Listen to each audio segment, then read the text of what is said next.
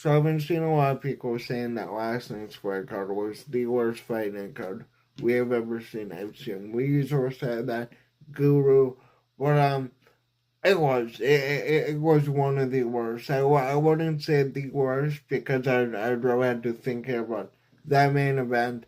Will Murphy, like I said in my review, I think he gets demolished by any high level grappler in that division. Josh Emmett worked way too rusty. Pat Sabatini, he dominated Johanderson Brittle. It just wasn't entertaining to watch. Cheng Li knocking out Cortavius Romeos. That was a decent fight. Brad Tavares versus Joe Mercer. Honestly, if you take out the second round where Brad Tavares forgot how to fight, this was a decent fight. Again, though, shouldn't be on the main card in 2025. Odie Osborne versus Louis Guerrero. Odie Osborne had a really good knockout, a really good fight on this card, and I hope he can continue that. Then we get to probably the most boring fight of all time, Torres Finney versus Robert Bolatin.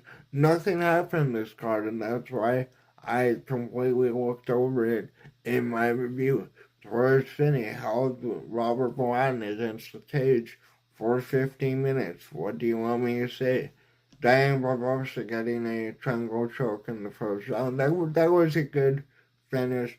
Reese McKee, probably the best first round, the most dominant first round I've ever seen. If any round would have been a 10-7 round, it would have been that round.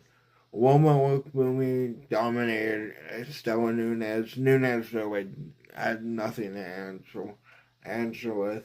Victor Henry had a really good fight against Pedro Falco. I have to say that.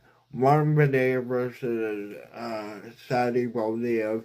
This was such a weird fight to watch. I thought that Baldiev had so many chances to counter, and if you threw any bit of offense out Badea, he probably could have won this fight. And then Alan Carr versus Vanessa Demopoulos. Alencar wasn't the most entertaining fight to watch. She did outgrapple Vanessa though, and she won it clearly. But this was probably one of the worst fight nights, one of the worst UFC cards we've ever seen. Probably the worst card in the ESPN era. But let me know, what did you think about this fight night down below? And is it the worst fight night card we've ever seen?